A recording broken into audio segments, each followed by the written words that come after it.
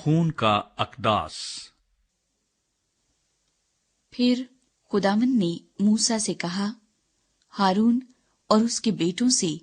اور سب بنی اسرائیل سے کہہ کہ خداوند نے یہ حکم دیا ہے کہ اسرائیل کے گھرانے کا جو کوئی شخص بیل یا برے یا بکرے کو خواہ لشکرگاہ میں یا لشکرگاہ کے باہر ذبح کر کے اسے خیمہ اجتماع کے دروازے پر خداوند کے مسکن کے آگے خداوند کے حضور چڑھانے کو نہ لے جائے، اس شخص پر خون کا الزام ہوگا کہ اس نے خون کیا ہے، اور وہ شخص اپنے لوگوں میں سے کاٹ ڈالا جائے۔ اس سے مقصود یہ ہے کہ بنی اسرائیل اپنی قربانیاں جن کو وہ کھلے میدان میں ذبح کرتے ہیں انہیں خداوند کے حضور خیمہ اجتماع کے دروازے پر کاہن کے پاس لائیں اور ان کو خداوند کے حضور سلامتی کے ذبیحوں کے طور پر گزرانے، اور کاہن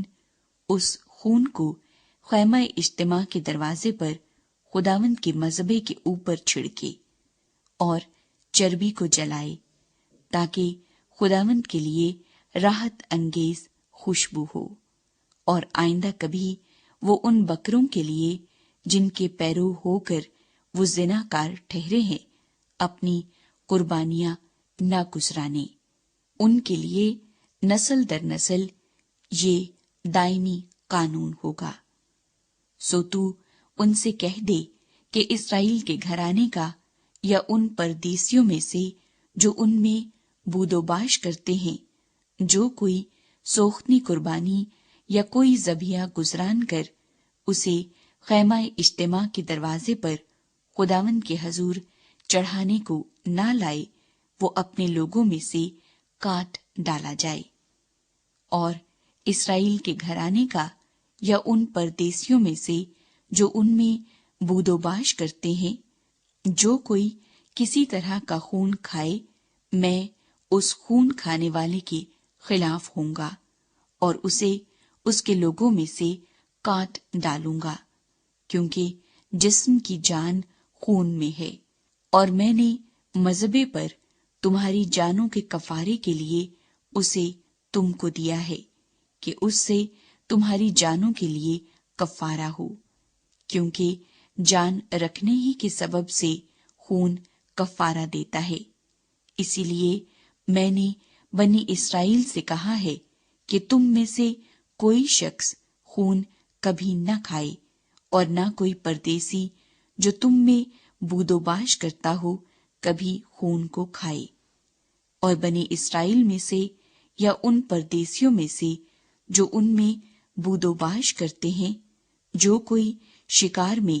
ایسے جانور یا پرندے کو پکڑے جس کو کھانا ٹھیک ہے، تو وہ اس کے خون کو نکال کر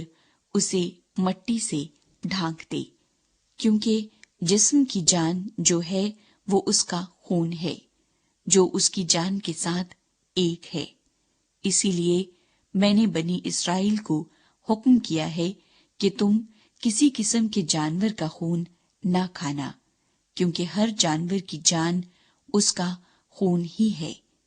جو کوئی اسے کھائے وہ کاٹ ڈالا جائے گا۔ اور جو شخص مردار کو یا درندے کے پھاڑے ہوئے جانور کو کھائے، وہ خواہ دیسی ہو